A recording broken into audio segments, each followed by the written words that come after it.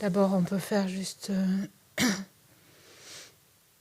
quelques méditations sur l'attention à la respiration. Ou d'abord au corps. En fait, c'est bien quand on s'assoit, d'abord de garder notre attention sur le micro. Il est trop loin? Comme ça? Oui, en général, quand on s'assoit, c'est bien de garder, de revenir au corps. Garder l'attention sur le corps, sur la posture.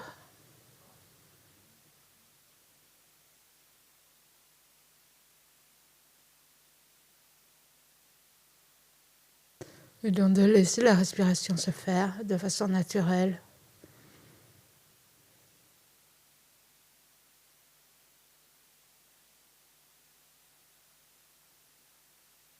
Donc vérifiez votre posture.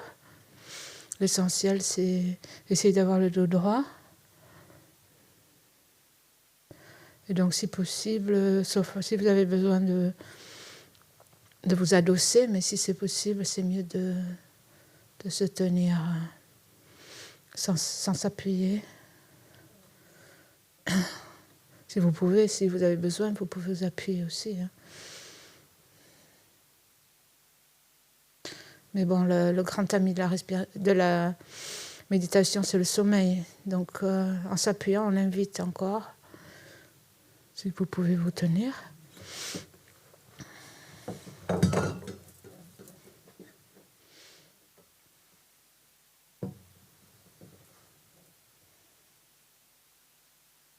Et donc, juste, vous pouvez prendre conscience s'il y a des sensations particulières dans le corps. Et si c'est le cas, vous pouvez, par exemple, s'il y a des tensions, des points douloureux,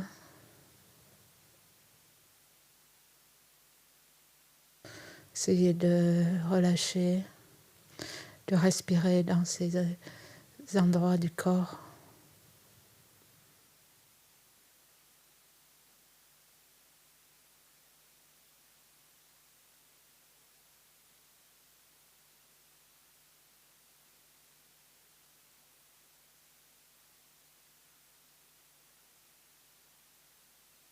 Et puis portez votre attention vers la respiration, le souffle qui rentre et qui sort. Pour commencer, vous pouvez suivre le souffle. Quand vous inspirez, l'air entre par les narines. Bien gonfler la poitrine. Et ensuite, vient dans l'abdomen, qui se soulève et qui se rétracte. Donc vous pouvez observer. Donc nous n'intervenons pas dans la respiration, nous observons. Pour commencer, vous pouvez observer ce mouvement.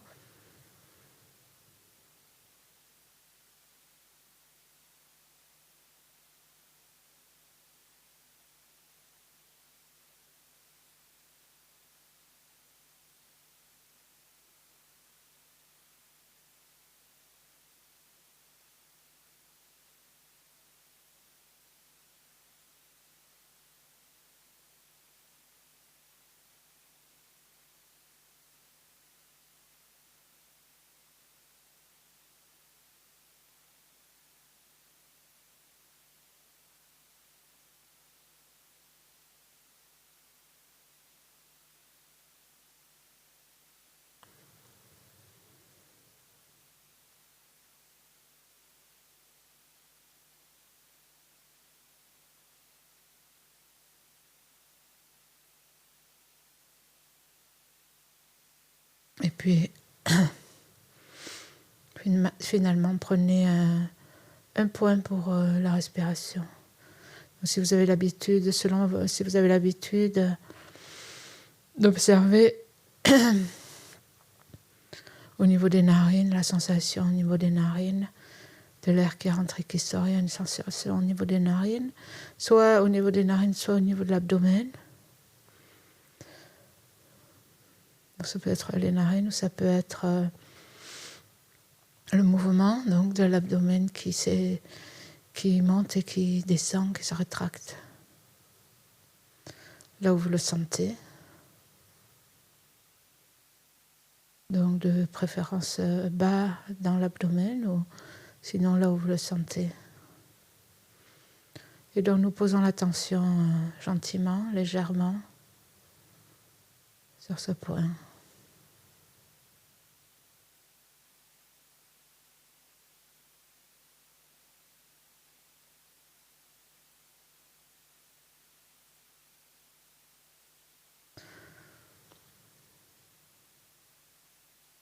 Et donc sans tension, sans stress.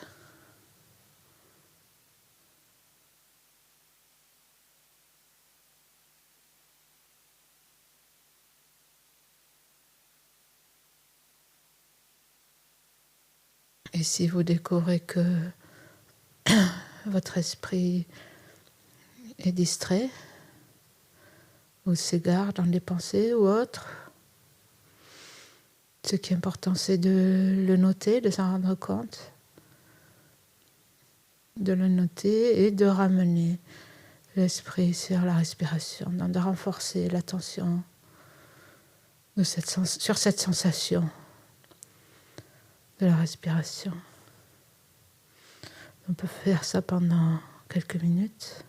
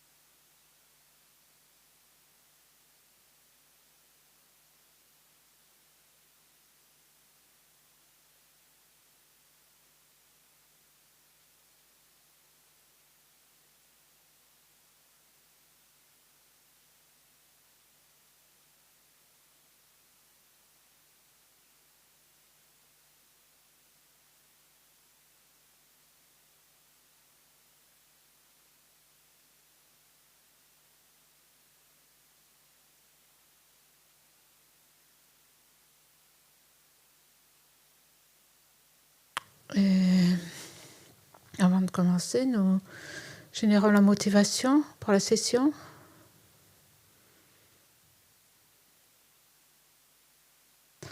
D'abord, vous pouvez observer votre esprit, ou essayer d'observer qu'est-ce qui vous habite, dans quel état d'esprit vous êtes, comment vous sentez, comme un peu la météo intérieure.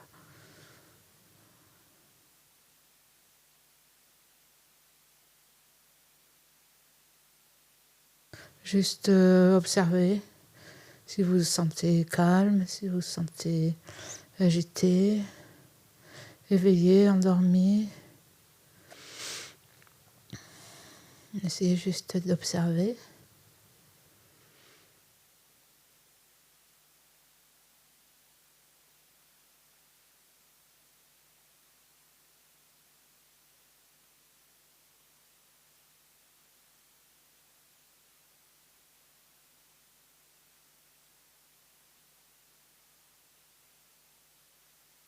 Ensuite, posez-vous la question, quelle est votre motivation ou quelle est votre intention en venant ici ou en ligne, en écoutant cet enseignement sur la mort, la fin de vie. Qu'est-ce qui vous amène à suivre cela ?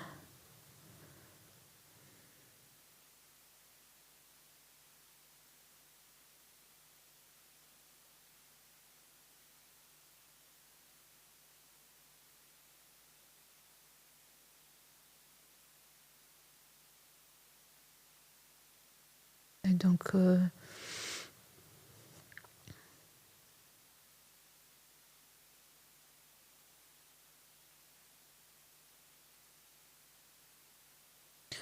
vous avez un certain intérêt à apprendre davantage sur ce sujet, avec l'intention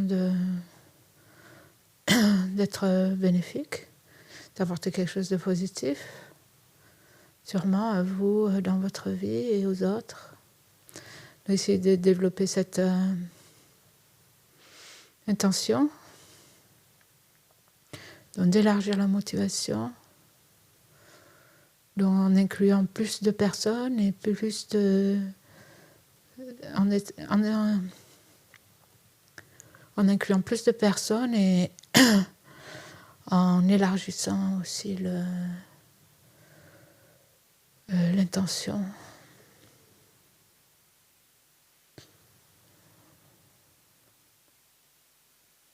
Donc à travers cette session, puisse-je donc apprendre à développer plus de compassion, plus de sagesse dans ma vie, aussi plus de connaissances, plus de familiarité avec ce qui est important dans la vie, avec le processus de la mort, pour mieux vivre ma vie, pour lui donner du sens et aussi pour le bonheur à plus long terme, pas simplement pour moi-même, mais aussi pour le plus grand nombre d'êtres possibles, ceux autour de moi, et dans un cercle aussi plus élargi.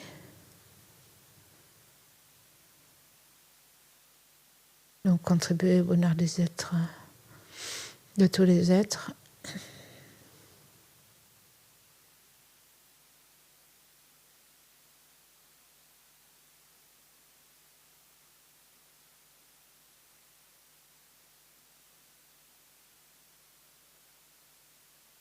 Et donc ce matin nous avons parlé de ce que dit le bouddhisme au sujet de la mort. Donc la mort c'est quelque chose de naturel, on a parlé de l'impermanence, les choses passent et filent. Et donc aussi le fait que la mort est un passage, ça n'est pas la fin, c'est le passage vers une autre vie. C'est un passage, un changement. Et donc, il est important de se préparer à la mort et de cultiver la conscience de notre mortalité, de vivre en se souvenant de l'impermanence et de la mort. Nous en parlons de l'importance de faire cela. C'est quelque chose de primordial pour commencer une pratique spirituelle. C'est quelque chose aussi qui va se répercuter positivement pour nous dans notre vie, qui va nous mettre plus en phase avec la réalité des choses. L'impermanence, c'est la réalité. Donc d'accepter la réalité, c'est être plus en harmonie. Et donc c'est souffrir moins aussi. Et donc c'est aussi important de se préparer pour le moment de la mort et pour nos vies futures et pour pouvoir aider les autres. Et donc bien sûr quand on parle au niveau du bouddhisme, en général quand on aborde ce sujet de la mort et de l'impermanence, c'est après avoir parlé de la précieuse renaissance humaine. Et donc ce sont des sujets qui sont abordés ensemble, qui se complètent. C'est aussi parce que nous avons une renaissance humaine qui a une grande valeur, qui a un grand sens, qui nous permet de faire beaucoup de choses, que cette précieuse renaissance humaine, elle passe vite, elle disparaît, elle se termine par la mort, elle est vite détruite. Donc le fait de penser à la mort, ça nous encourage aussi à bien utiliser cette vie. Et dans la réflexion sur la mort est précédée sur la valeur de cette vie humaine. Nous pouvons faire des grandes choses. C'est-à-dire que les plaisirs de cette vie, avoir du bon temps, le plaisir des sens dans cette vie, c'est quelque chose qui nous apporte un certain bonheur, mais auquel nous ne pouvons pas nous fier, puisque ces plaisirs sont éphémères. Et finalement, nous restons toujours insatisfaits. Mais par contre, nous pouvons aussi utiliser cette vie pour créer du bonheur à long terme. Et donc, pour nous assurer, en fait, une bonne renaissance, et même pour créer les causes de la libération complète de la souffrance et de l'atteinte de l'éveil.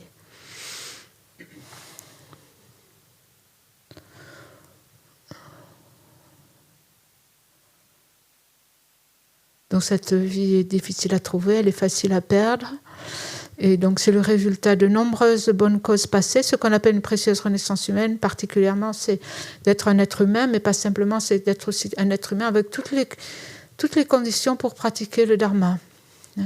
Ce qui veut dire déjà d'avoir rencontré les enseignements, d'avoir un intérêt aussi pour les enseignements, d'être intéressé par les enseignements du dharma ou les enseignements spirituels en général pour développer notre conscience, développer des qualités de compassion, d'empathie, de compassion, de sagesse, etc., générosité. Et donc nous avons les conditions pour faire ça. Donc une vie humaine dotée d'intelligence avec l'intérêt pour la spiritualité, pour le dharma. Et donc avec un intérêt à travailler sur notre esprit, à discipliner et pacifier notre esprit, ce qui est la racine du bonheur. Et donc cette vie, nous pouvons l'utiliser de façon très bénéfique ou très destructrice. Et donc elle est fragile, il faut en faire bon usage. Et donc le tout, c'est de ne pas tout gâcher, et c'est de bien s'en servir. Donc la mort nous aide aussi dans cette réflexion, à établir nos priorités, voir qu'est-ce qui est important. et aussi à nous donner l'énergie pour la pratique. Hein. Ce matin, on pensait par exemple, souvent on ne se sent pas capable. On se dit, comment moi je peux... Je ne sais plus de quoi on parlait d'ailleurs. Mais bon, la bodhicitta ou la claire lumière, reconnaître la nature de l'esprit, développer la bodhicitta, comprendre la vacuité, tout ça. Et on a dit que c'était une forme de paresse, de penser que moi je peux pas, comment je peux, etc. On a le potentiel. Maintenant, il faut créer les conditions. Et si on crée les conditions, si on crée les causes, il n'y a pas de raison que le résultat ne vienne pas. Mais bon, c'est vrai que le résultat ne vient pas forcément comme ça, comme on voudrait. Il faut, c'est ce qu'on dit dans la pratique. On parle toujours de la pratique, principalement, c'est accumuler des mérites et purifier. C'est ça les grandes... Si on veut, par exemple, avoir des réalisations spirituelles, il faut c'est comme un morceau de terre qu'on veut cultiver. Il faut enlever tous les obstacles, il faut désherber, il faut enlever les pierres, etc. Donc il faut tout purifier les conditions adverses. Il faut apporter de l'engrais, etc. Donc les conditions positives, ce qu'on appelle accumuler des mérites. Donc... Et puis donc aussi, la paresse, ça peut être aussi l'apathie.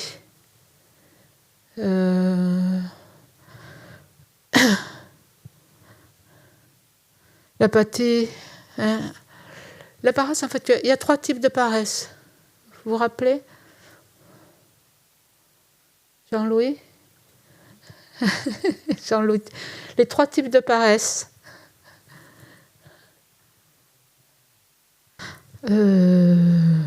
Donc, c'est ça, c'est ce... Pardon ? La somnolence, oui, l'apathie, hein. Tu vois, l'apathie plutôt, oui, la somnolence, ça c'est du sommeil carrément, mais sans parler de sommeil, l'apathie, l'apathie. Hein ? Remettre au lendemain, oui. Et puis bon, se décourager, et puis... aussi avoir trop d'intérêt avoir trop d'intérêt et être trop accaparé ou attaché à des activités mondaines sans fin qui nous empêchent en fait de faire une pratique. Ça fait partie aussi de la paresse. Être accaparé par des activités mondaines ou sans fin qui nous empêchent de pratiquer. Et donc le découragement et l'apathie. Et donc penser à la mort, c'est un bon antidote, particulièrement à l'apathie. C'est comme si, en fait, quand on est apathique et tout, c'est ça, c'est la réticence. La réticence à s'engager, on ne veut pas bouger. Il y a une lourdeur en fait. Il y a une lourdeur, quelquefois on ne veut pas s'asseoir, on ne veut pas faire la pratique. On la laisse en dernier, on a plein d'autres choses à faire. Et puis quelquefois il y a une espèce de résistance ou d'apathie, de lourdeur qui nous empêche de faire.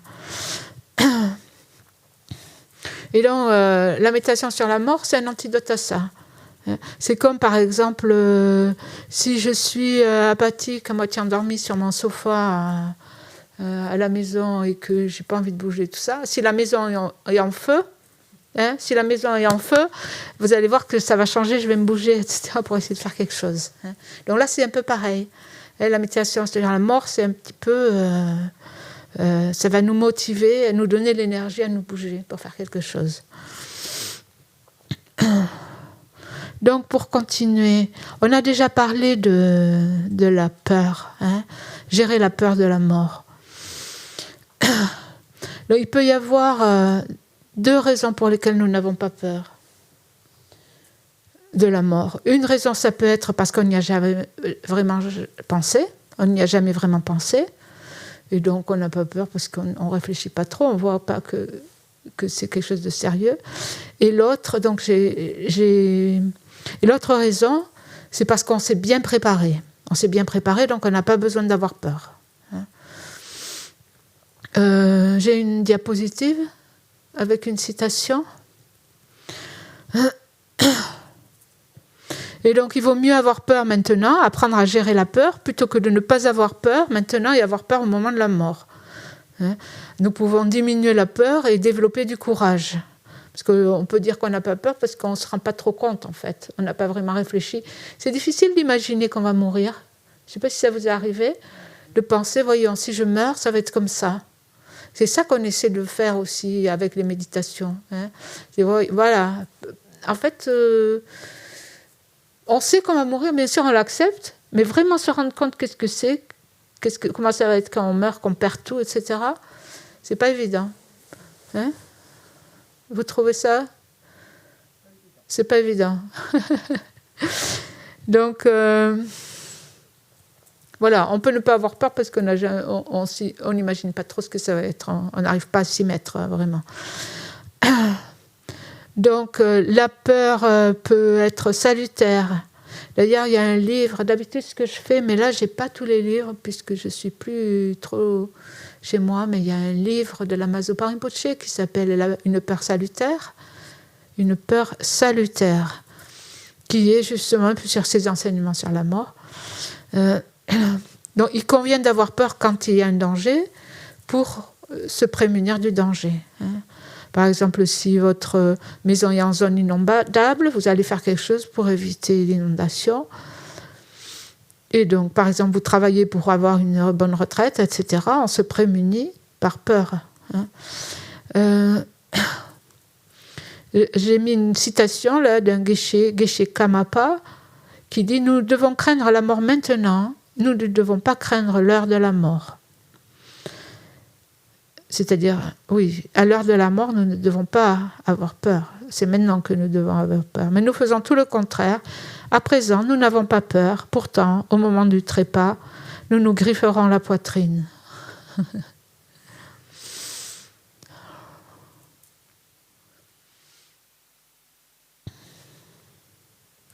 En général, on a peur de la mort. Pourquoi ? Parce qu'on a peur d'être séparé de tout. Mais en fait, ce n'est pas une peur bénéfique, parce que nous n'y pouvons rien d'être séparés de tout.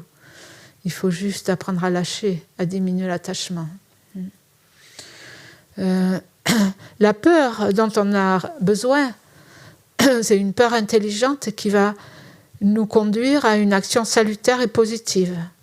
De quoi il est bénéfique d'avoir peur ? Il est bien d'avoir peur de ne pas être prêt au moment de la mort. D'être pris au dépourvu, peur de mourir avec un esprit incontrôlé.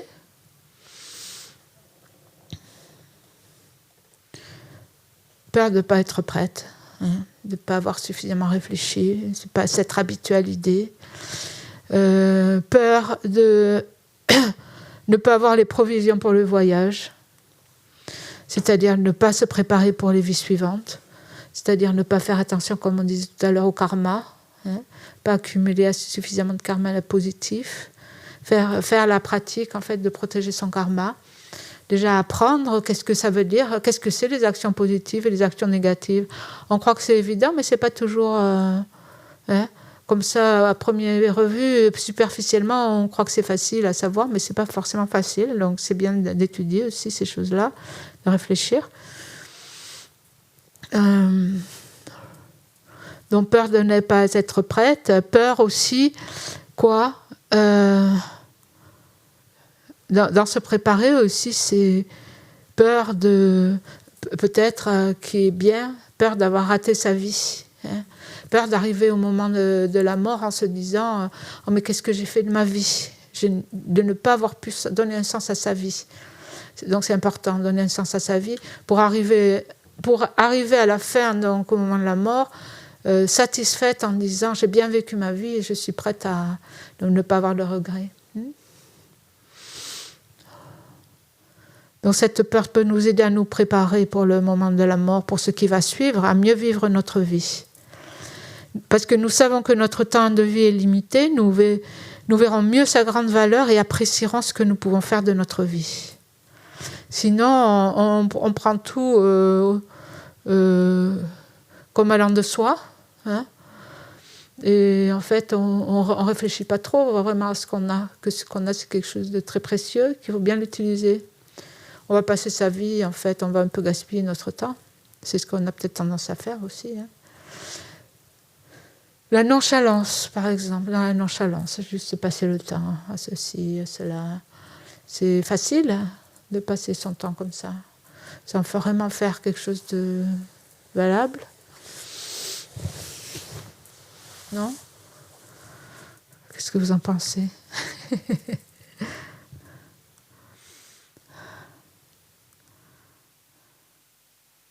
Donc c'est bien d'y réfléchir et d'avoir un plan aussi, hein, dans sa vie.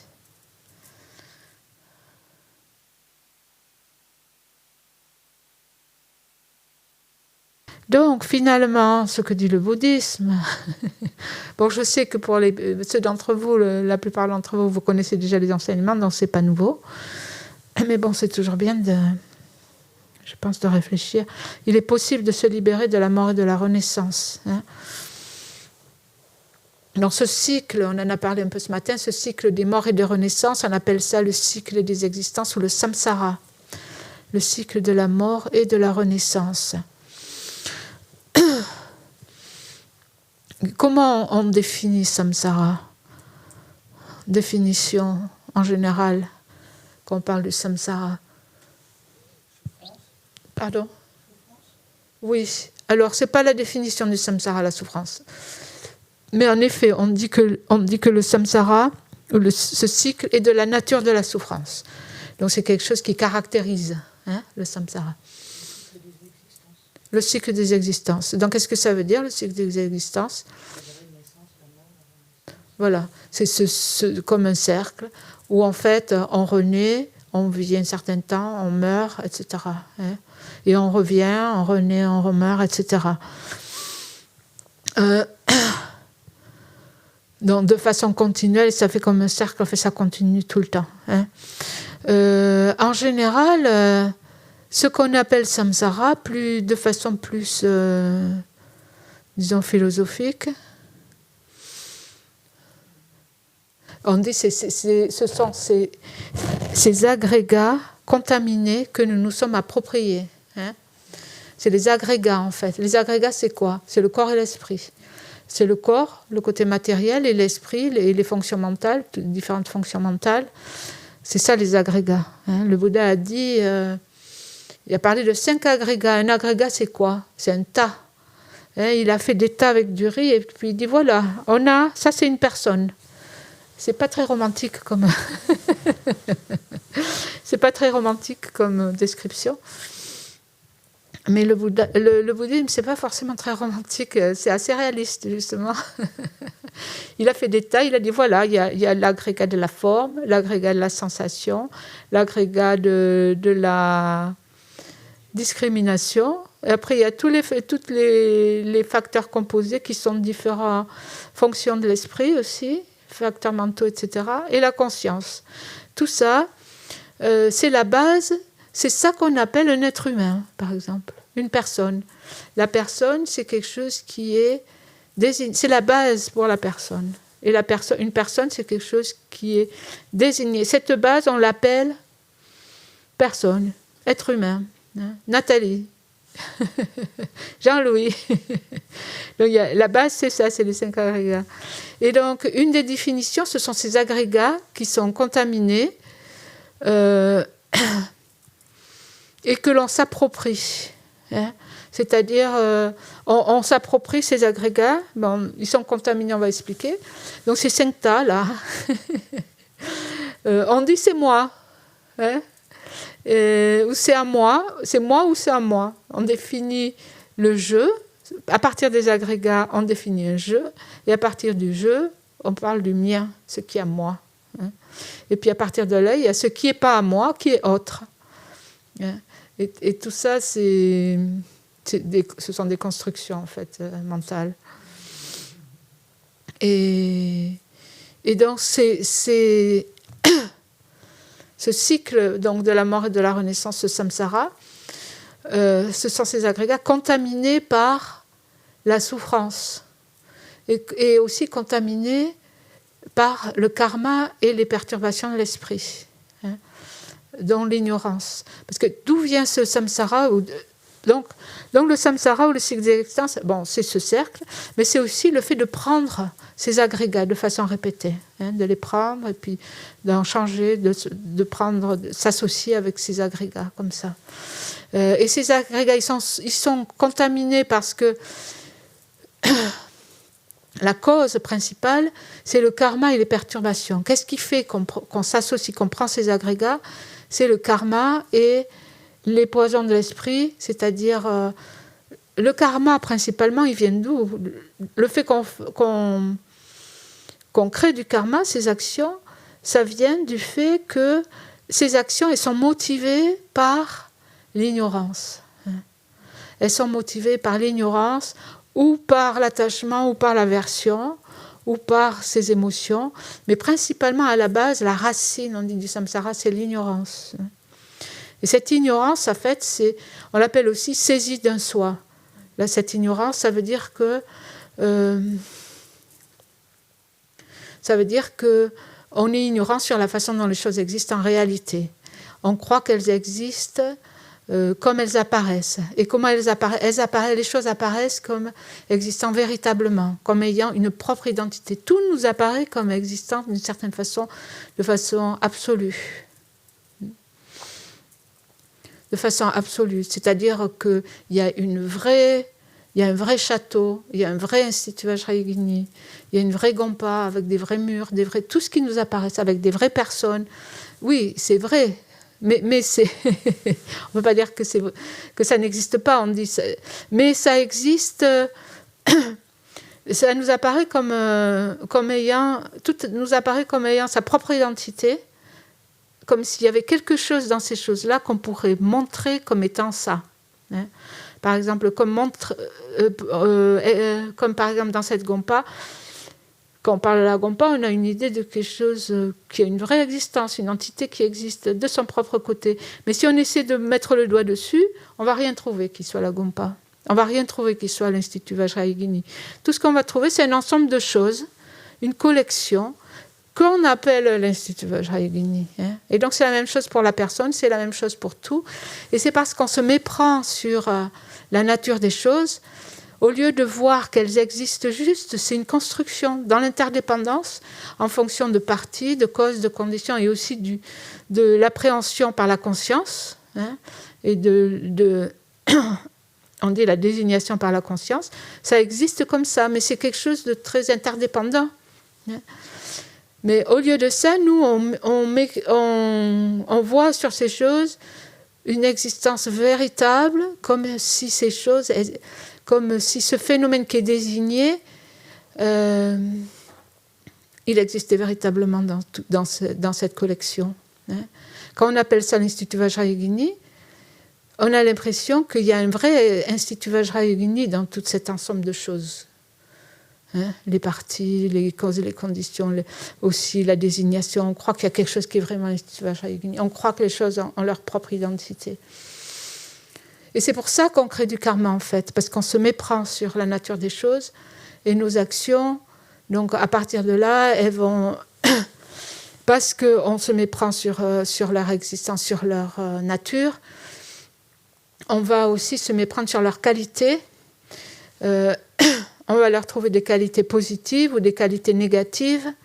Et on va croire aussi 100%. Ces qualités, elles vont être aussi... On va penser qu'elles existent véritablement, que la chose plaisante, elle est véritablement plaisante, ultimement plaisante, absolument plaisante, et que la chose déplaisante, elle est vraiment complètement, elle a une nature de son propre côté comme étant 100% déplaisante, alors que tout ça, ce sont des projections en fait. Et donc, à partir de là, on génère l'attachement, on génère l'aversion, on génère tout ça, et on tourne en fait avec tout ça, on crée ces karmas, on s'engage dans de multiples actions. Et donc contaminés par le karma et les perturbations, principalement l'ignorance, qui sont à la base, à la racine de tout de samsara et aussi du fait de créer du karma, de prendre ces agrégats, ce corps et cet esprit. Et donc cette situation, et on croit en fait, on se trompe sur la situation et on croit qu'on va en retirer quelque chose. En fait, nous, ce qu'on essaie de faire, on est la nature de ce cycle et souffrance. Ça veut dire que vu que ce cycle est dû à des facteurs qui sont perturbés au départ, donc l'ignorance c'est à la base, donc comme ça vient de quelque chose qui est une perturbation, qui n'est pas en accord avec la réalité, qui est faux, vu que ça vient de ça, tout le reste est faux. Ça veut dire que tout le reste, tout ce samsara, en fait, il est source de souffrance, il est source d'insatisfaction. C'est-à-dire qu'on ne va jamais y trouver le bonheur qu'on croit qu'on va y trouver. Et on y croit, on essaie, nous on essaie en fait de réparer le samsara. C'est ça qu'on fait tout le temps, troubleshooting. Il y a toujours, allez hop, ça, on répare ça, on fait. Non, c'est pas vrai. Et on espère qu'un jour on va pouvoir s'arrêter, mais en fait c'est sans faire. Parce que la nature du samsara même, c'est ça, il y a toujours quelque chose qui cloche. C'est ça la nature du samsara, il y a toujours quelque chose, il y aura toujours quelque chose, parce que c'est la nature, c'est imparfait, c'est ça. Donc ça se rapporte à l'imperfection, à l'insatisfaction. Donc c'est une situation ingérable à moins de s'en prendre aux causes. Donc c'est contaminé de cette façon-là. On essaie d'améliorer, de réparer, mais c'est peine perdue. À moins de s'adresser aux causes, à la base, donc à l'ignorance, aux perturbations, et de se défaire des causes, de ces causes. Donc il est dit, c'est comme d'essayer d'avoir chaud dans un trou de glace. C'est pas un endroit où on va trouver ce qu'on cherche. On va pas trouver la chaleur dans un trou de glace, et donc c'est pareil dans le samsara. Si on cherche ce bonheur parfait, c'est parce que c'est ça qu'on voudrait. On voudrait être tranquille. On voudrait ne plus s'ouvrir. Hein?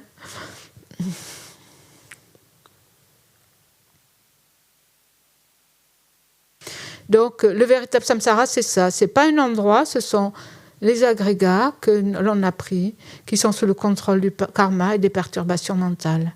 Donc, ça n'est pas une situation parfaite, pleine d'agréments. C'est une situation imparfaite et insatisfaisante.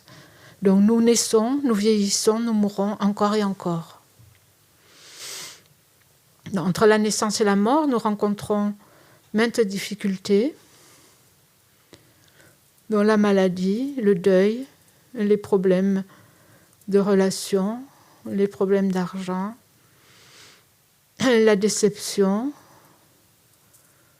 la dépression, les soucis, l'irritation. Et bien sûr, nous avons aussi des expériences agréables, n'est-ce pas, quand même. Je vois Jean-Louis qui est soulagé. Il dit « Ah, quand même !» Non? Ah oui, tu vois, je t'ai entendu. Hein? On a des moments agréables. Bon. Ah, pardon? Et voilà, tu as lu dans ma pensée aussi. Mais qui ne durent pas et qui ne sont pas de nature à nous satisfaire véritablement. Donc, on a des expériences agréables, mais qui ne nous libèrent pas complètement de nos problèmes et de notre insatisfaction, qui ne sont pas de nature vraiment à nous satisfaire et à nous apporter ce que l'on veut. Et donc, oui, on ne peut pas nier qu'on a des expériences agréables, parce qu'il y a aussi le karma positif. Hein.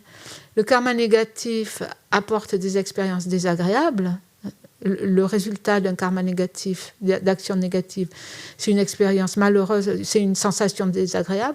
Et le résultat d'un karma positif, c'est une sensation agréable. Donc c'est un bon résultat. Mais c'est toujours un résultat dans le samsara, c'est-à-dire qui n'est pas au-delà de la souffrance, qui ne nous libérera pas de la souffrance, qui présente un certain bonheur, un certain plaisir, hein, mais qui est quand même dû au karma et à l'ignorance. parce que même les actions positives, elles sont créées par ignorance. Et donc le résultat lui-même est défectueux, même s'il est plaisant.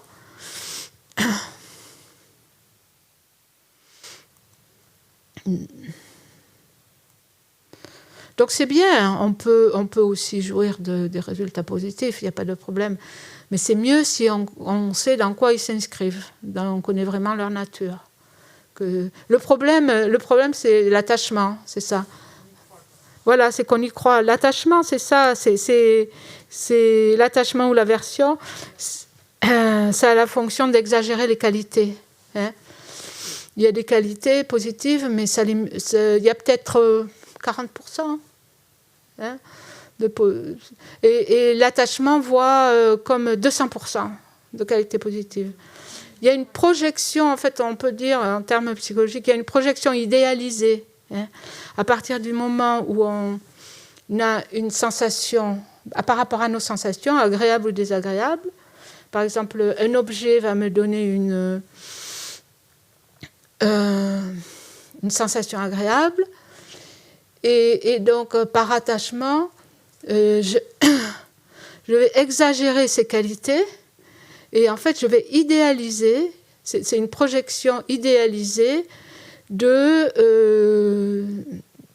je vais sur cet objet ou sur la personne qui est associée à cet objet. Donc il y a une expérience agréable, mais je vais exagérer complètement ce qu'est cette expérience, ce qu'est cette sensation, cet objet, ce qui peut m'apporter, etc. Donc il y a une idéalisation. Idéalisation, ça veut dire que on projette quelque chose de beaucoup plus grand.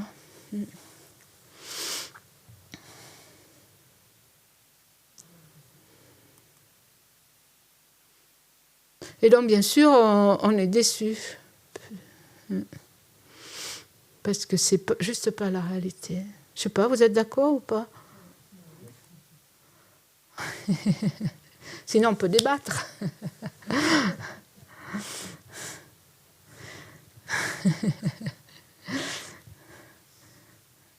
Le problème, c'est que, on ne le réalise pas trop, quoi. Forcément, mais on s'exerce. Ce qu'on peut voir aussi, c'est que on peut voir qu'on n'est pas libre. Donc on peut voir qu'on n'est pas libre. Nous ne sommes pas libres. On peut voir, nous ne choisissons pas notre naissance. Nous ne choisissons pas où nous naissons, comment nous naissons, notre corps, notre intelligence. Nous ne choisissons pas comment les gens nous traitent. En fait, on peut voir que si on avait vraiment le choix, on n'aurait que des expériences positives. Si on avait vraiment le choix, on ne serait jamais malade, on ne se tromperait jamais, on n'aurait jamais de problème d'argent, on n'aurait que on ne serait pas malade, on ne vieillirait pas, on ne serait pas déprimé ou anxieux, on serait toujours dans des états d'esprit positifs, on aurait toujours la bonté, on aurait toujours la patience, la sagesse, on ferait toujours des bons choix, on serait toujours courageux, on serait jamais paresseux, etc. Mais en fait, ce n'est pas le cas. Il y a des tas de choses qui nous tombent dessus, on n'a pas choisi. Souvent, nous sommes la proie d'émotions négatives, l'impatience, l'anxiété, l'insatisfaction, etc. On ne sait pas trop pourquoi. Et qu'est-ce que ça montre, ça ? Ça montre en fait qu'on est sous le pouvoir d'autre chose. Ça veut dire que c'est autre chose qui nous régit, qui régit notre vie. Parce que si on était libre, nous, tout irait bien. Si on était libre, oui. Ça veut dire qu'on n'est pas libre, c'est autre chose qui nous contrôle. Ce sont des choses qui nous contrôlent, qui sont en dehors de notre volonté.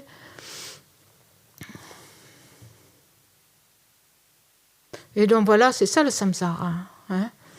Et ce qui nous contrôle, c'est ça, c'est le karma et les perturbations, et en premier lieu l'ignorance.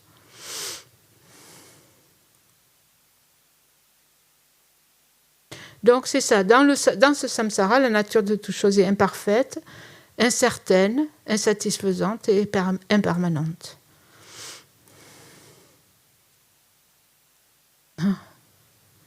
Ça, c'est un petit clin d'œil. J'ai trouvé quelqu'un... C'est une citation de Pierre Corneille. Oui, c'est marrant parce que quelquefois, Corneille, quand on voit nos philosophes bien français, on se dit qu'ils ont été influencés ou quoi. Il a suivi les enseignements bouddhistes. J'ai changé de diapo.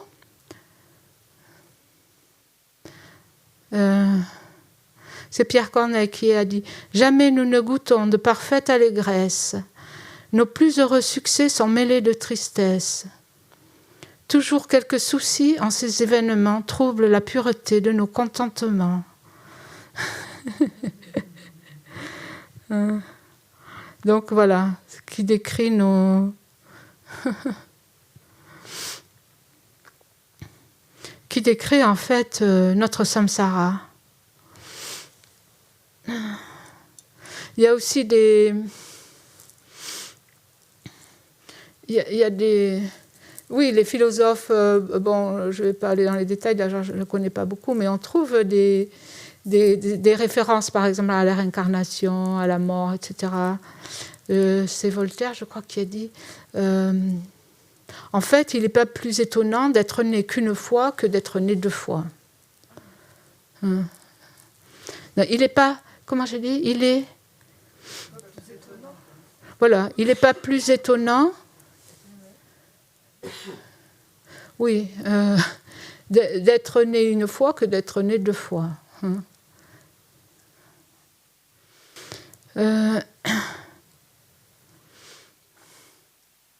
Donc, pour se préparer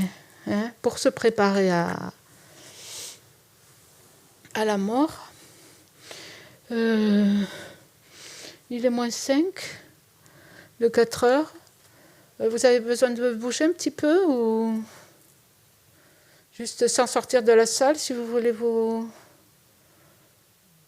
Ça va ? Ben, c'est comme vous voulez. Si vous voulez prendre 2 minutes pour vous étirer, on va continuer.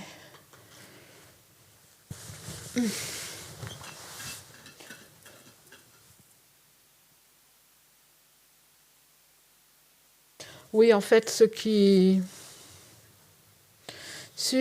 que je veux faire maintenant, c'est comme on l'a dit tout à l'heure, plus tôt, on va faire les méditations sur la mort, donc pour se préparer, comme on a dit que c'était important de se préparer, de penser à la mort et de s'y préparer. Donc dans le Lamrim, nous avons cette méditation sur la mort en 9 points.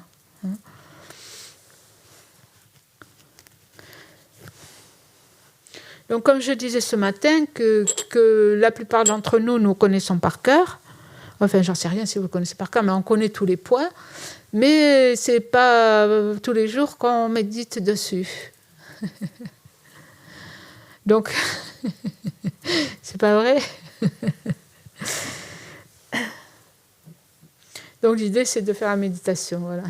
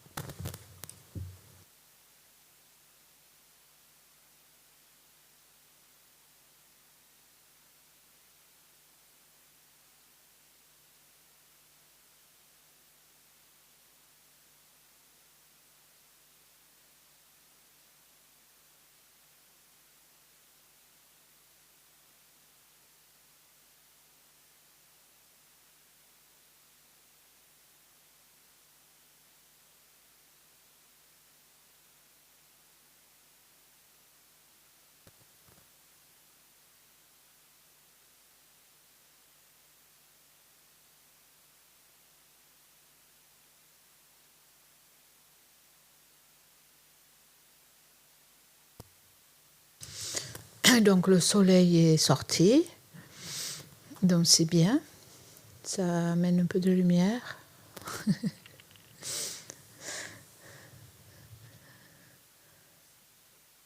Hein?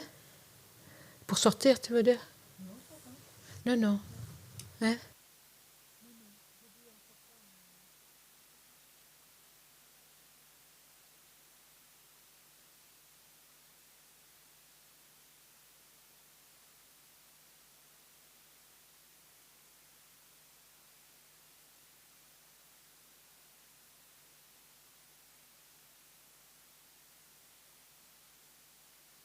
Oui, c'est pas une vraie pause, hein, c'est juste on se détend un peu 2 minutes. On boit un peu, on reprend son souffle.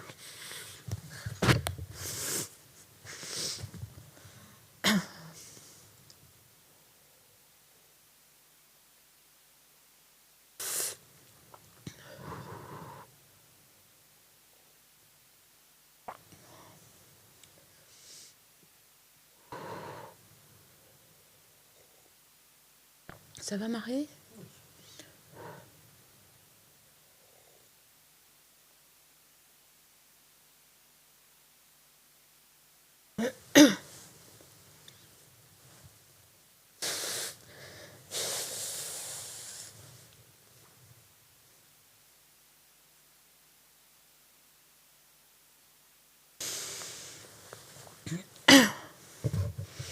Donc voilà, la méditation donc, classique qu'on trouve dans le Lamrim, c'est la méditation sur la mort en 9 points. Et donc il y a 3 points principaux et chaque point principal est divisé même en 3 points. Et donc à chaque fois il y a une conclusion. Donc le premier point c'est le fait que la mort est certaine, donc la mort est inéluctable. Le deuxième point c'est que le moment de la mort est incertain, nous ne savons pas quand est-ce que nous allons mourir. Et le troisième point, c'est qu'est-ce qui va être utile au moment de la mort.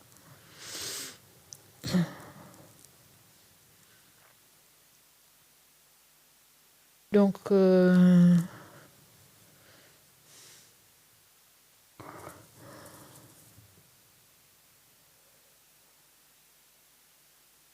allons commencer par le premier point, le fait que la mort est certaine. Le fait que la mort est certaine, nous allons aussi examiner 3 points. Et donc, je vais d'abord passer ces points en revue et après nous allons faire la méditation. Si vous voulez bien.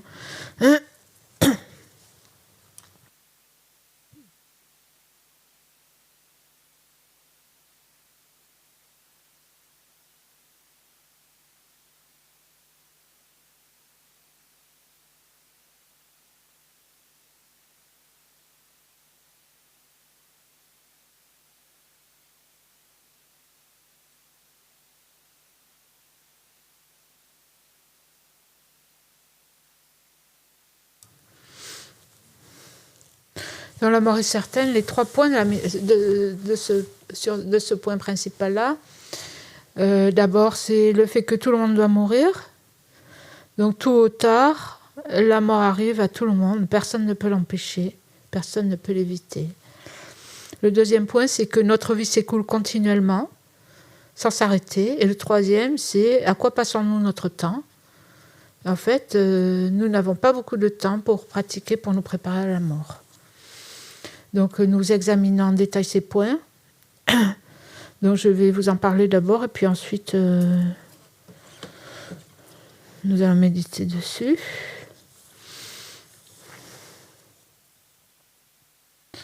Donc, la mort inéluctable, nous méditons sur ce point pour réaliser que nous allons mourir, sans aucun doute à un moment donné. Donc, il se peut qu'on se dise, bon, d'accord, je sais bien que je vais mourir, pourquoi méditer sur ça, hein? Et donc, bien que nous le sachions intellectuellement, en fait, nous vivons notre vie comme si nous allions vivre pour toujours. Nous ne pensons pas que notre vie va s'arrêter, nous ne nous y préparerons pas. Nous pensons Nous le savons intellectuellement, mais nous vivons notre vie comme si nous allions vivre toujours. C'est Elisabeth Kübler-Ross, qui est une pionnière de l'approche des soins palliatifs pour les personnes en fin de vie, qui a dit « Il est impossible pour les humains de concevoir leur propre mortalité. » Donc nous pensons pas que c'est impossible, puisque nous... Mais bon, il faut y travailler, hein, pour la plupart d'entre nous, de concevoir notre propre mortalité. C'est pour ça que nous méditons sur ce point, que nous allons mourir un jour, pour l'intégrer et pour faire vraiment qu'il nous touche vraiment. Donc le premier point, c'est de voir que tout le monde meurt. La mort arrive à tout le monde. Donc toute personne, donc je vous dis les idées principales et ensuite nous allons méditer. Toute personne qui est née doit inéluctablement mourir. Et donc dans la méditation, on est amené à penser à des personnes du passé, donc des figures historiques, des individus puissants, des rois, des généraux, des grands artistes, des personnes qui ont fait des grandes choses. Et ça peut être aussi positif ou négatif. Et penser que ces personnes, elles ont vécu, elles ont produit certaines choses, hein, par exemple certaines œuvres d'art, etc. Et puis tous sont morts à un moment donné, tous sont morts. Et on peut penser aux millions, milliards d'êtres ordinaires qui ne sont pas connus, qui ont vécu, qui ont grandi, qui ont vécu, qui ont fait tout ce que les gens font, ont travaillé, ils ont une famille, ils ont vieilli, ils sont morts. Donc, au cours de l'histoire, les milliards de personnes qui sont apparues, qui sont nées, qui ont vécu et qui sont tous morts. En fait, personne n'est resté. Et donc, ce qui m'amène à penser, moi aussi, je vais mourir. Hein. Pourquoi moi, je serais différente, hein, de tous ces êtres, hein.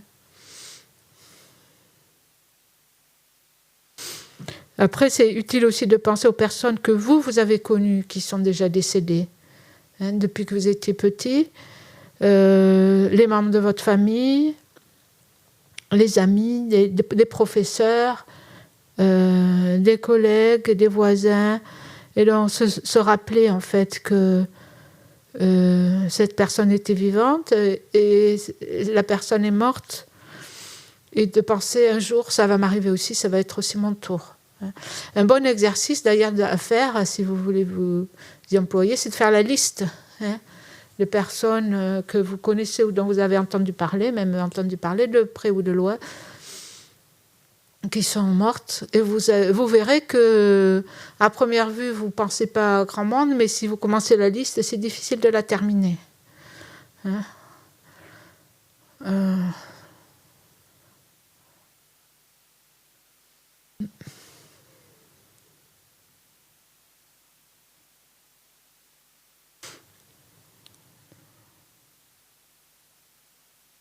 Et donc, ça vous donne cette impression que tout le monde tombe autour de vous, finalement, l'un après l'autre, un tel. Si vous regardez par exemple dans votre famille,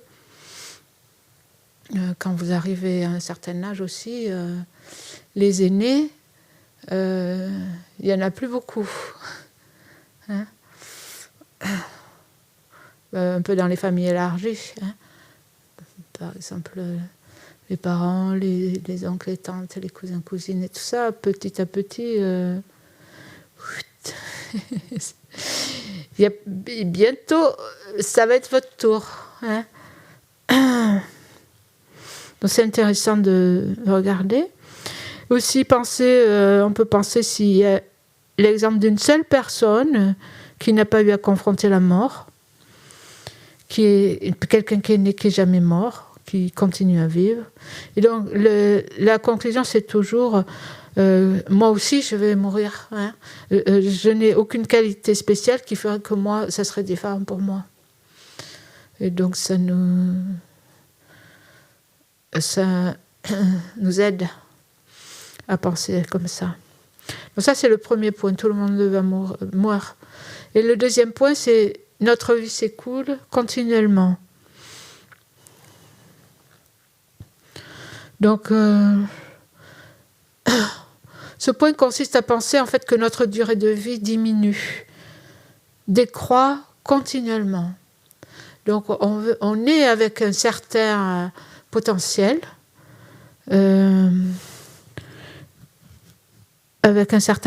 c'est-à-dire avec une certaine durée de vie qui est déterminée. Et en fait, le temps passe, et en fait, ce temps se diminue tout le temps. À chaque seconde, nous nous rapprochons de la mort. Le temps ne s'arrête jamais, et donc ce temps ne s'accroît jamais, il diminue à chaque seconde, à chaque minute, à chaque jour, chaque année. Et donc, on arrivera à un moment qui sera l'heure de ma mort. Et donc, ici, pour ce point, nous pouvons imaginer, on peut prendre une illustration, une image. Donc, soit on peut prendre, par exemple, un sablier. Imagine un sablier avec, dans la partie du haut, c'est le temps qu'il nous reste à vivre, qu'on a à vivre, et qui s'écoule continuellement, qui se vide vers le bas, et qui est un peu... qui illustre en fait le temps qui passe, et qui nous rapproche de plus en plus de notre mort. Une autre image, donc là vous pouvez choisir aussi, si pendant la méditation vous pouvez prendre un sablier par exemple. Une autre image, c'est de s'imaginer dans un train qui ne s'arrête jamais, qui ne ralentit pas. Donc, nous sommes dans un train qui ne s'arrête pas et dont nous ne pouvons pas descendre. Et il se déplace sans interruption, à vitesse constante. Il nous rapproche de plus en plus de notre destination, qui est la fin de notre vie. Et donc, on imagine ce mouvement incessant qui nous porte tout au long de notre vie, de plus en plus proche de la fin. Donc, c'est une image qu'on peut utiliser en faisant ce point-là. Le troisième point, c'est de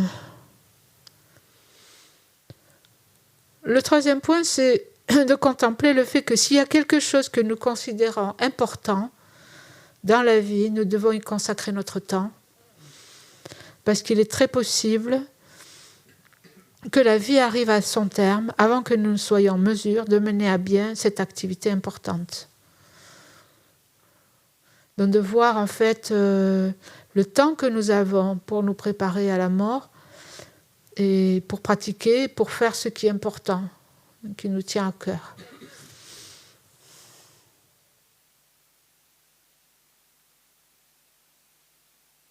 Et donc ici, en fait, ce que nous faisons d'habitude, nous analysons un peu à quoi nous passons notre temps. Par exemple, dans une journée, combien d'heures déjà à dormir? Donc déjà, on peut enlever pas mal. Ça dépend, il y a des gens qui sont un peu insomniaques, mais bon, ils se rattrapent aussi à d'autres moments. Et puis après, tout le temps qui passe, par exemple, à la nourriture, hein, il faut bien manger, donc il faut bien faire les courses, il faut faire la cuisine, il faut manger, il faut faire la vaisselle, il faut tout nettoyer, il faut réfléchir, qu'est-ce qu'on va manger, etc. Hein. Donc plus les distractions, il faut bien se distraire, hein. Faut bien parler à ses amis. Bon, en ce moment, on est un peu handicapé avec les confinements et tout ça. Hein. On est peut-être plus replié sur soi, justement. On a moins de possibilités. Mais ça veut dire qu'on ne le fait pas ou peu, hein, moins, disons. Mais en général, c'est quelque chose qui nous prend du temps aussi, voir nos amis, garder les relations, etc., se distraire, aller se promener, etc. Qu'est-ce qui nous reste comme temps, en fait, où nous asseyons vraiment, où nous faisons vraiment une pratique, hein.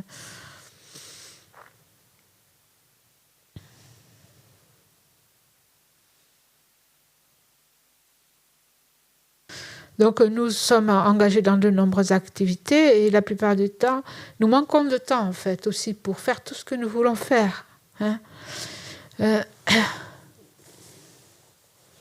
en fait, il est très possible que l'on s'engage dans des projets et qu'on meure avant de terminer ces projets, hein. Donc la mort n'attend pas que nous ayons mené à bien ce que nous avons commencé.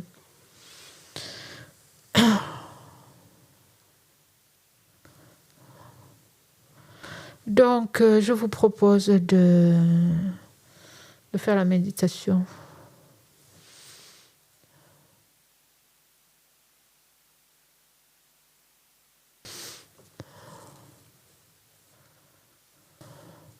Donc, en fait, normalement, c'est ça, il y a des documents, Alexis, c'est ça, qu'on aura demain.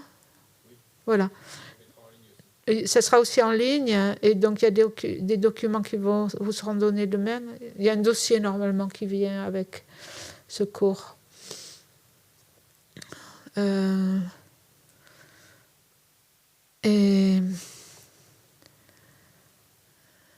Et donc, dans ce matériel, il y a ces méditations, elles y sont, hein. Donc, ces méditations, elles sont dans le Lamrim, dans les enseignements du Lamrim, vous les trouvez dans les livres. Et aussi, les fiches vous seront données demain. Et seront en ligne aussi.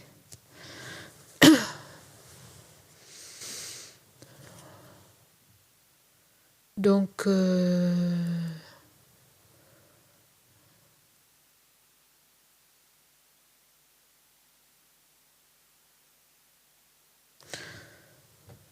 si vous voulez, vous êtes déjà assise. Mais bon, pour méditer, si vous voulez prendre la posture, ou donc le plus important, c'est de garder l'attention, de rester éveillé, attentif.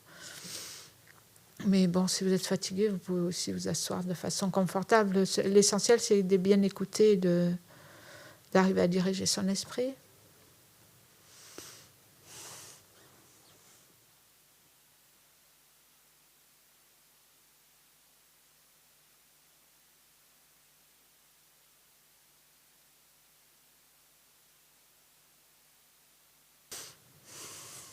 Donc on peut commencer par un peu de respiration, garder notre attention sur la respiration, comme on l'a fait tout à l'heure. Donc nous respirons normalement et nous posons notre esprit dans le moment présent. Donc en l'ancrant sur la sensation du souffle, soit aux narines, soit au niveau des narines, soit au niveau de l'abdomen.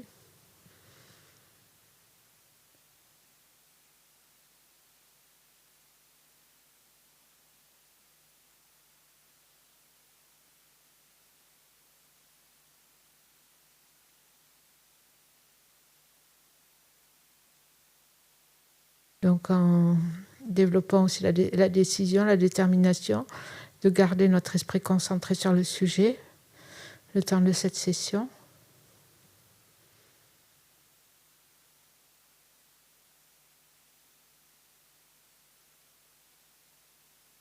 Et donc si d'autres pensées surgissent, donc d'être assez présent dans l'instant pour s'en rendre compte et pour revenir à la méditation.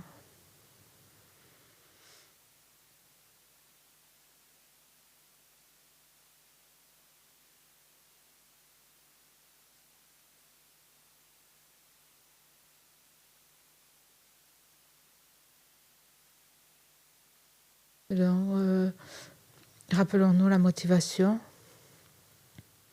Donc, puisse cette méditation contribuer à apporter plus de paix et de bonheur à moi-même, à tous les êtres.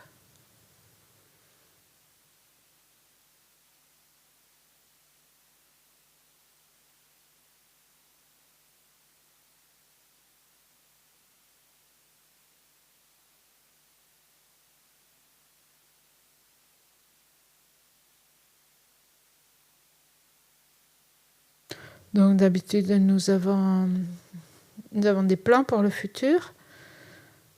Nous faisons des plans, nous prévoyons de nombreuses activités, de nombreux projets pour les jours ou les mois à venir, les années à venir.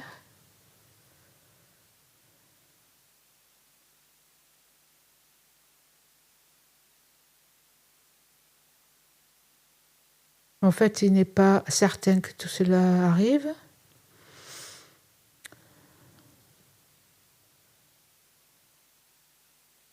Mais une chose qui est certaine, c'est le fait que nous allons mourir. Mais en général, nous ne l'incluons pas dans nos plans. Nous n'y pensons pas. Et nous ne l'incluons pas dans nos prévisions du futur.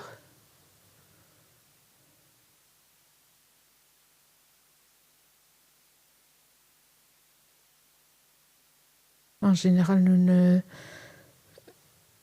n'y pensons pas.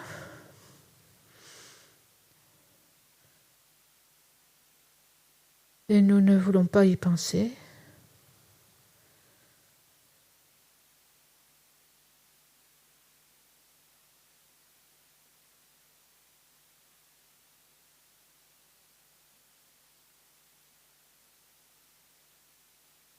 Et donc le résultat, c'est que nous ne nous préparons pas.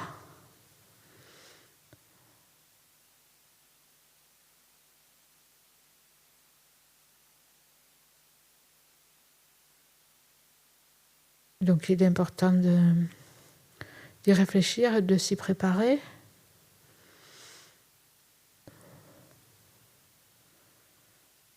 Et donc les 3 points suivants qui illustrent le caractère inévitable de la mort, qui vont nous aider à réaliser cela. Donc d'abord, tout le monde doit mourir. Donc pensez des gens qui vécurent dans le passé.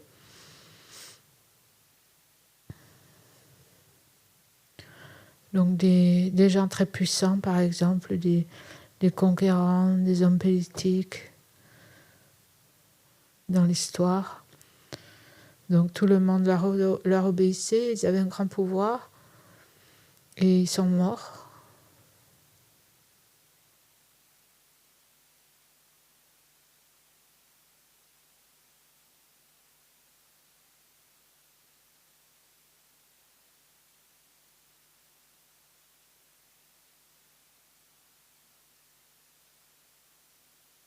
Aussi des écrivains connus, des musiciens, des philosophes, des sportifs, des saints, des criminels, des gens ordinaires.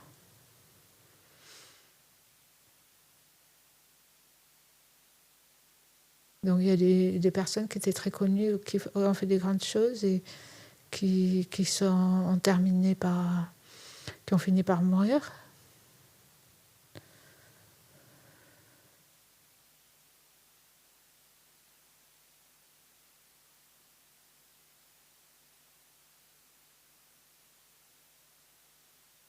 Pensez aussi, sur cette terre, il y a eu des milliards de gens qui sont venus.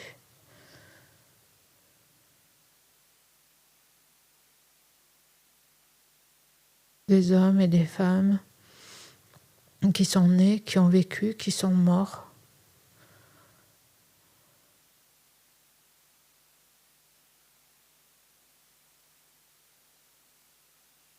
Donc tous ces gens ont été vivants à un moment donné dans le temps. Ils ont travaillé, ils ont pensé, Ils ont écrit, ils ont aimé, ils ont travaillé, ils ont joué de la vie, ils ont souffert. Et finalement, ils sont morts. Donc, essayez de penser aux milliards de personnes sur cette terre qui sont venues, qui ont vécu et qui sont morts, et pensez, tout comme ils sont morts, moi aussi un jour, je vais mourir.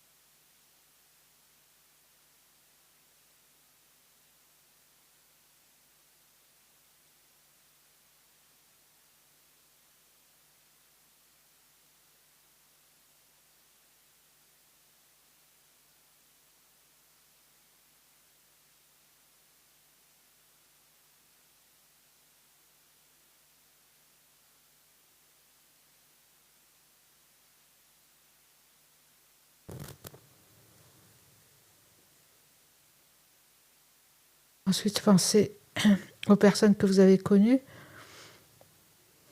depuis que vous étiez petit, qui sont mortes. Ça peut être de votre famille, des amis, des maîtres, des voisins, des collègues.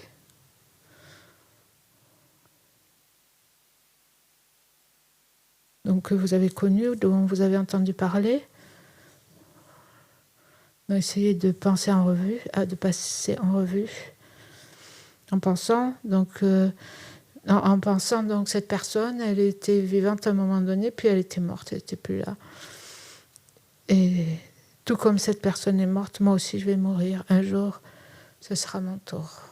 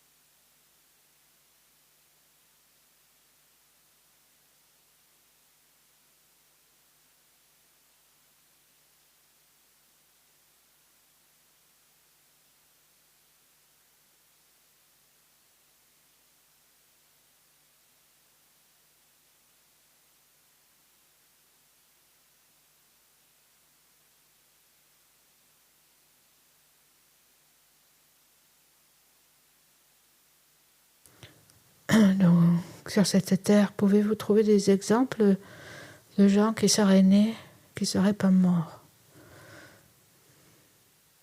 Est-ce qu'on peut trouver des exemples de personnes qui auraient pu vivre continuellement, sans vieillir et sans mourir?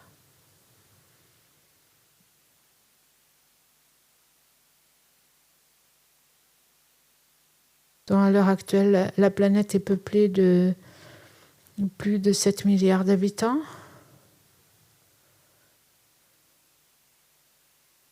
Et dans 100 ans, donc tous ces gens, à l'exception de certains qui sont encore très jeunes, à l'exception d'un petit nombre, tous auront disparu. Et vous-même, vous serez mort. Donc essayez de ressentir cela de tout votre être. Il y a un temps où je ne serai plus là, je ne serai plus en vie.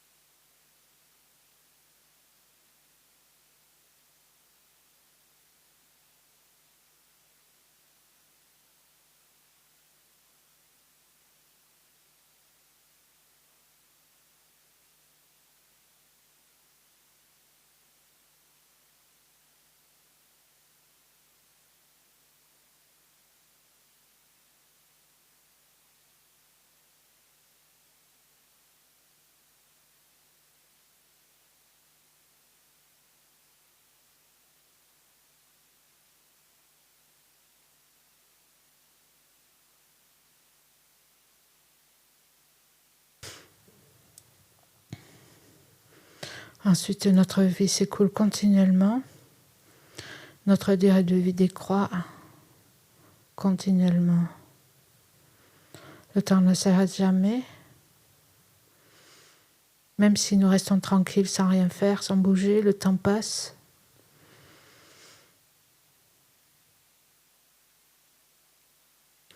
Donc les secondes deviennent des minutes, les minutes des heures, les heures des jours. Les jours passent, les années passent, le temps s'écoule. Le temps s'écoulant, vous vieillissez, vous ne rajeunissez pas et vous vous rapprochez de plus en plus de votre mort.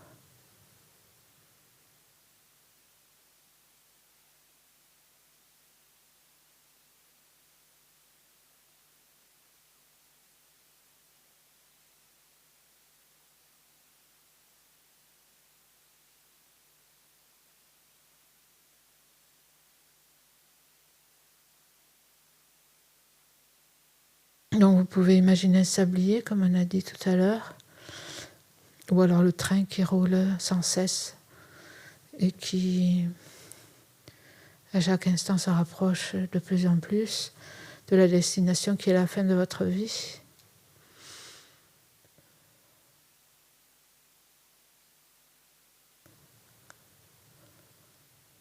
Et donc essayez vraiment d'être dans la situation, ou alors le sablier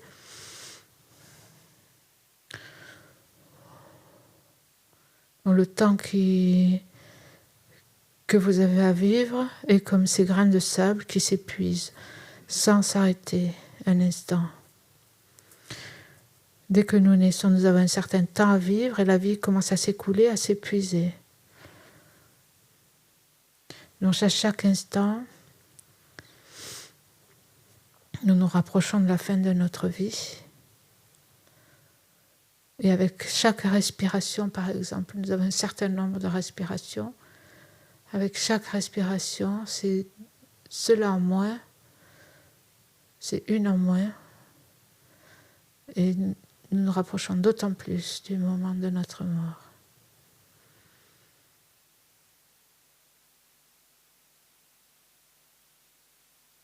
Donc maintenez votre attention sur cette expérience du flot ininterrompu, du temps qui s'écoule et qui vous entraîne vers la fin de votre vie.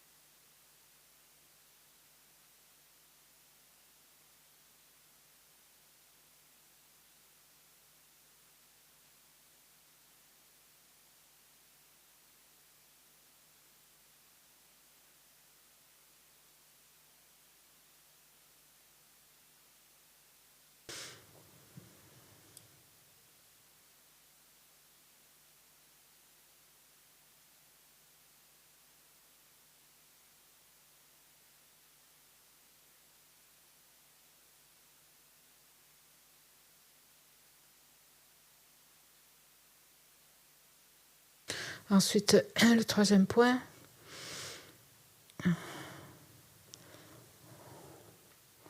Le temps que nous consacrons à la pratique spirituelle est vraiment très court. Donc, puisque nous nous rapprochons toujours un peu plus de la mort, donc que faisons-nous pour nous y préparer ?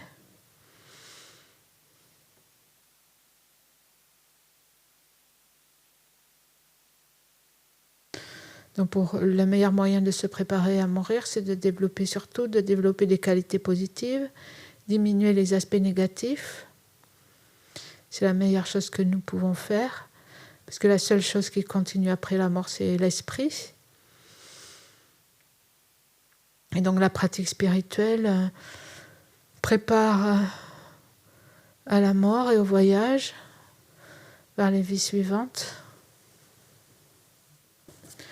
Et donc, c'est la seule chose qui soit vraiment bénéfique pour l'esprit. Donc la mort, nous quittons tout ce qui fait cette vie, tout ce que nous emportons avec nous, ce sont les empreintes et les habitudes et les qualités que nous avons développées sur l'esprit. Mais nous réfléchissons, combien de temps consacrez-vous véritablement à la pratique spirituelle ?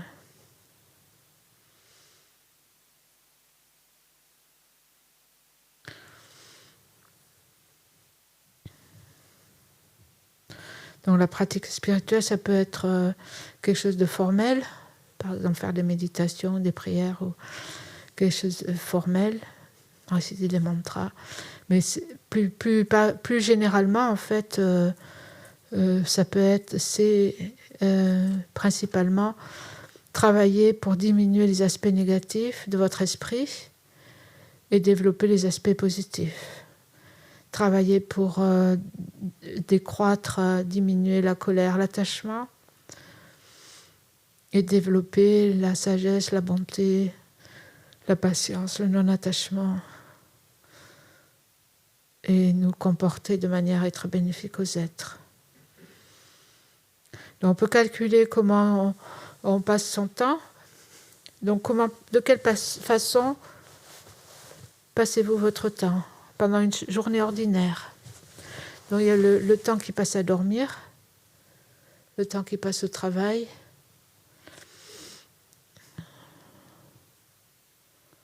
après tout ce qui concerne donc les repas, préparer, manger, voir des gens, regarder la télé, regarder des films, surfer sur Internet,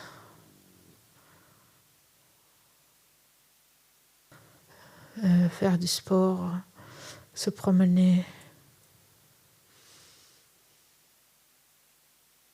Donc bien sûr, certaines activités, même le travail par exemple, peuvent être associées à une motivation qui peut en faire une pratique spirituelle. Mais la plupart du temps, nous avons l'esprit distrait. Donc essayez d'évaluer un peu comment vous passez votre temps.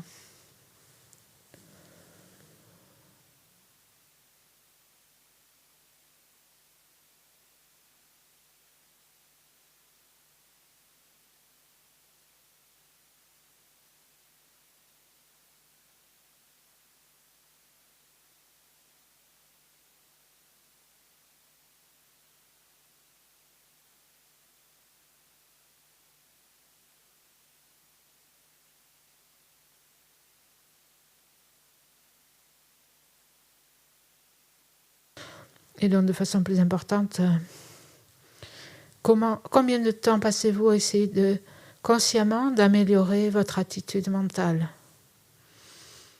Combien de temps passez-vous, par exemple, à vous sentir frustré, déprimé, désœuvré, ou en colère, ou jaloux, paresseux, critique ?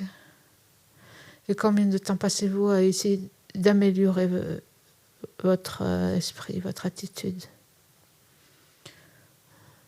Ou à vous engager dans des activités bénéfiques, telles qu'aider les autres, écouter des enseignements, étudier des enseignements spirituels, méditer, etc. Donc, essayez de faire le bilan, l'estimation un peu.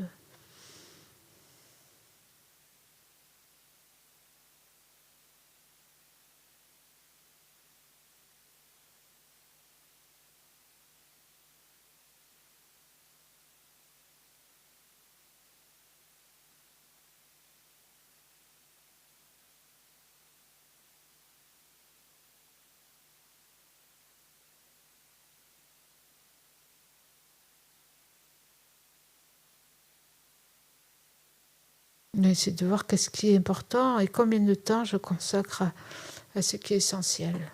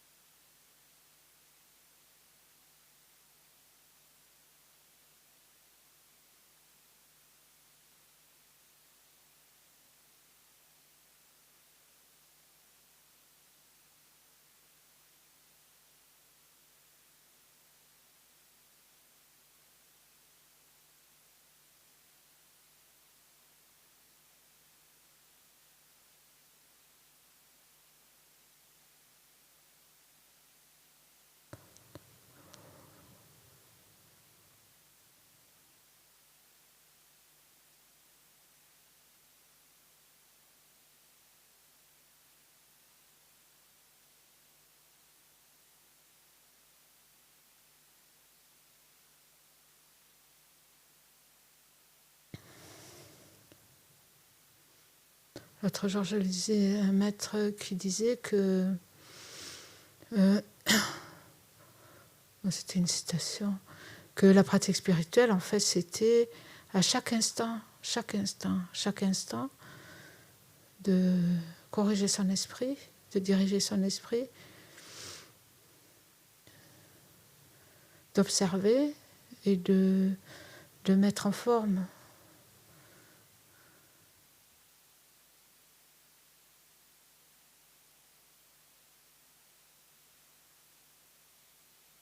De pacifier, de diriger vers le positif. Donc c'est ça l'essence de la pratique, de gérer son esprit à chaque instant.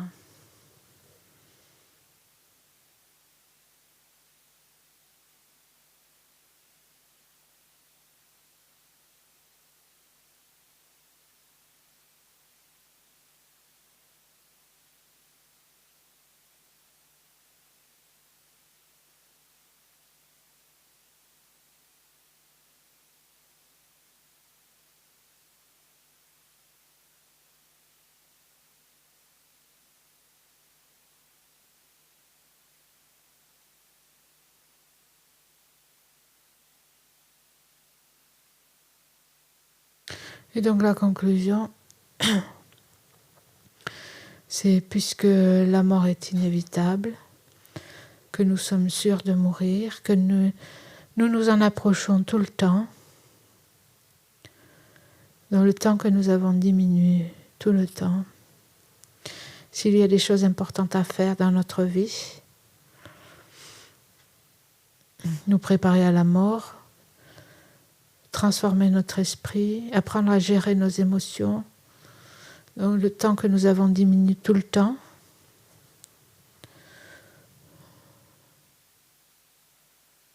Donc si nous voyons que nous ne passons pas assez de temps à faire cela, nous pouvons prendre la détermination maintenant de faire ce travail tant qu'on a encore le temps.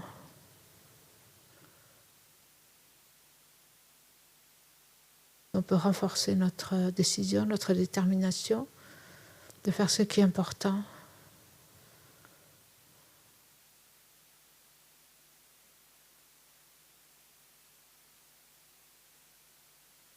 Donc l'essentiel étant dans la pratique spirituelle qui va nous accompagner après la mort.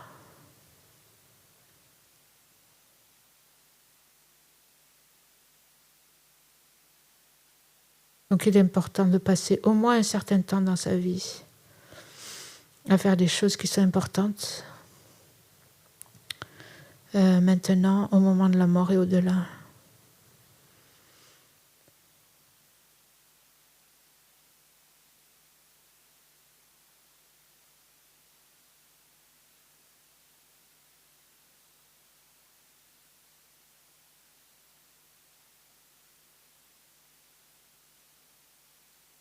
Et donc la méditation sur ces 3 points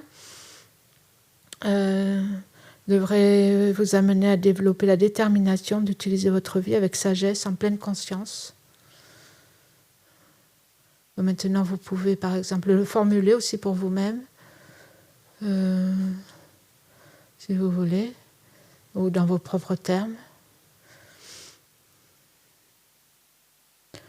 Qu'est-ce qui est important? Comment vous le traduisez dans votre vie?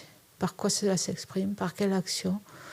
Quelle décision ou détermination?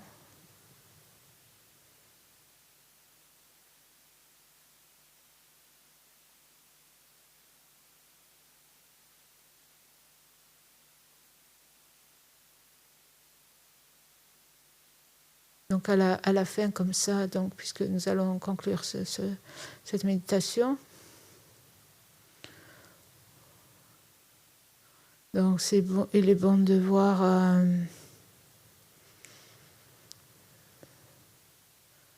d'avoir un peu un regard sur ce que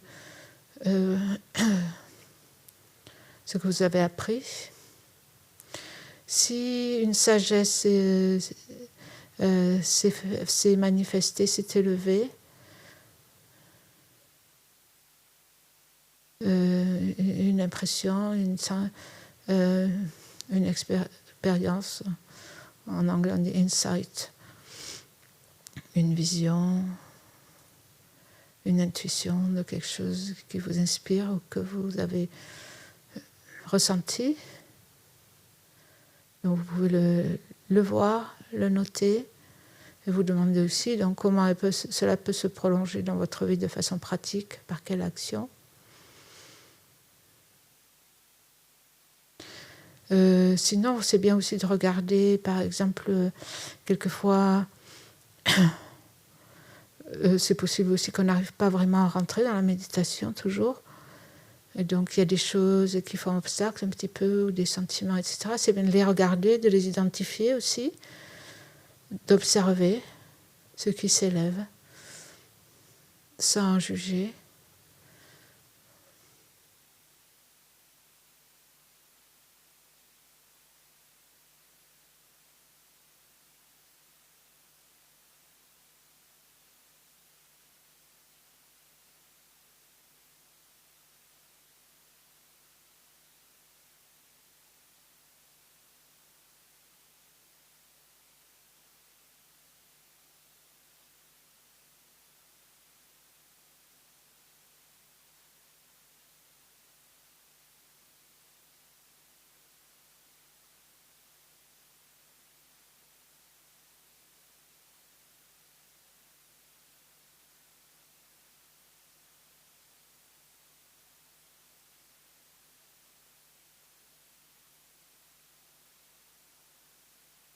Et donc, nous pouvons conclure avec la pensée positive, optimiste. Donc, que vous disposez de toutes les possibilités de rendre votre vie significative et bénéfique et positive pour vous-même et les autres. Donc, nous avons tout ce qu'il faut pour donner un grand sens à cette vie.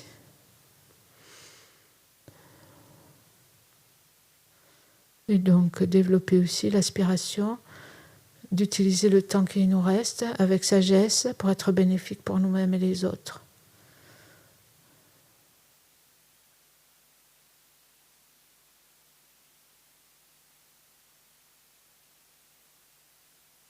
De façon à être satisfait à la fin de notre vie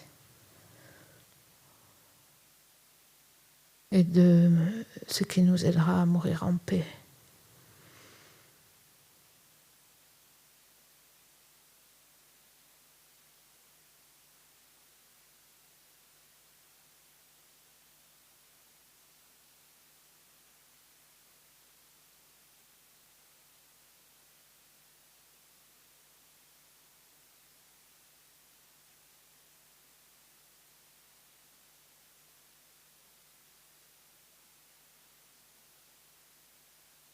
Et donc nous pouvons dédier les mérites engendrés par cette méditation dans le même but que nous avons défini au début, lors de la motivation, pour le bien de tous les êtres.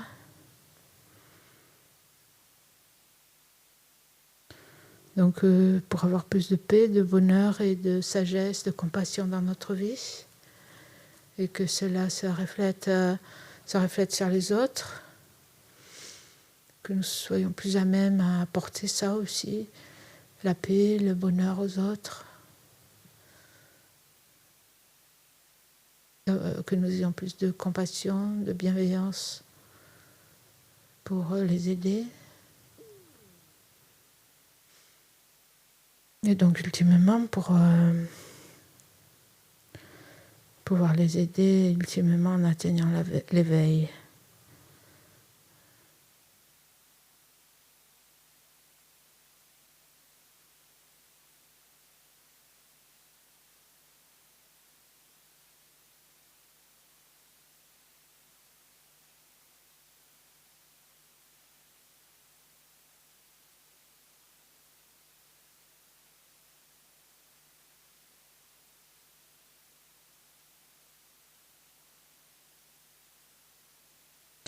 Donc, merci.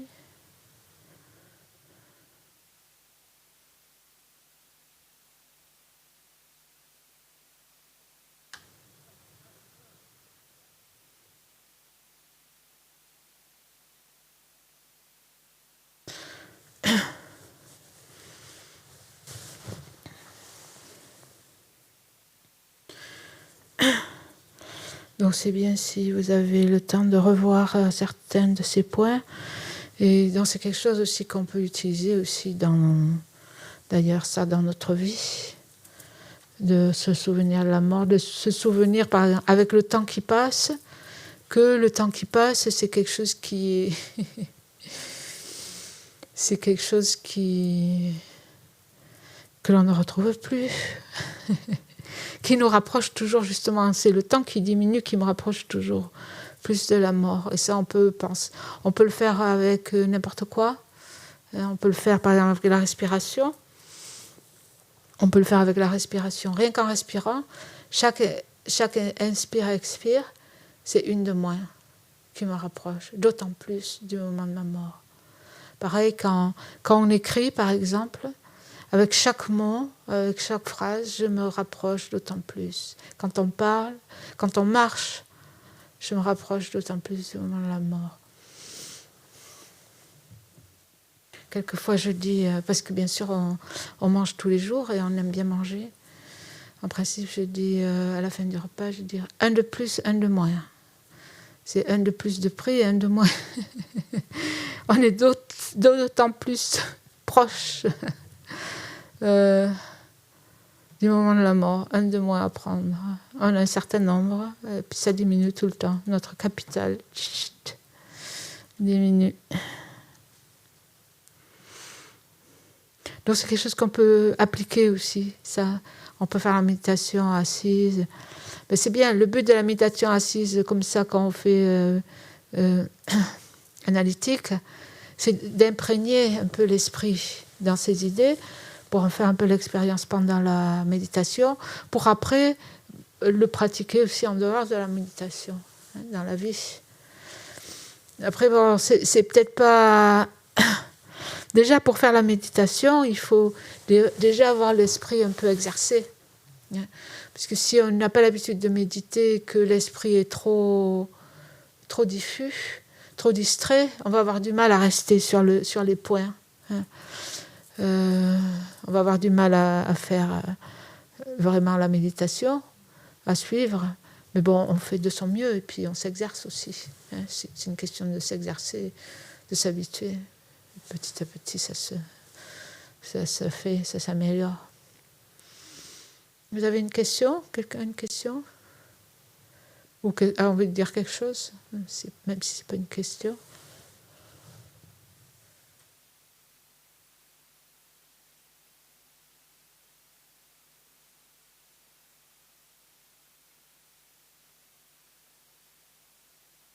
Je vais vous dire merci et à demain. Demain, nous reprenons à 10h.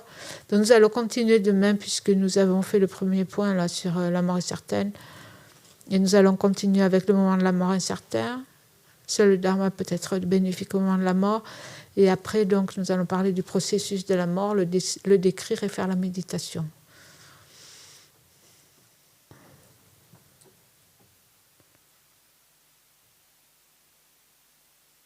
Très bien, merci. Donc nous avons fait la dédicace en fait, mais on peut faire aussi la dédicace pour la longue vie de nos maîtres, si vous voulez, que l'on va trouver à la page 244, au moins cette édition-là. 244, il y a la prière de longue vie pour sa sainteté le Dalai Lama et la prière de longue vie pour la Mazopa Rinpoche. Et donc on va conclure de cette façon.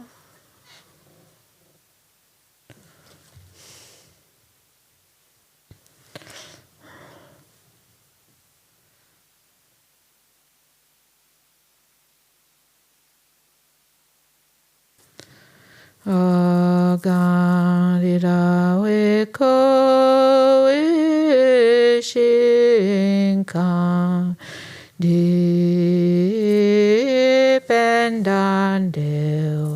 malu chowene chereze wanten jinganso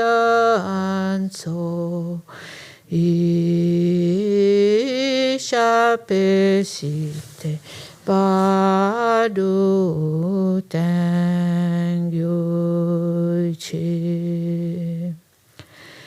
Do Sujan Shinjan Gengewe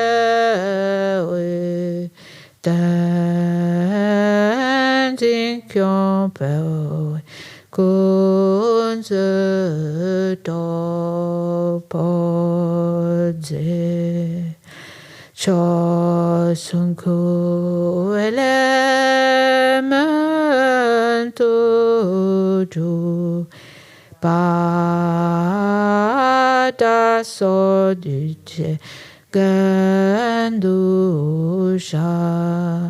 Tensho.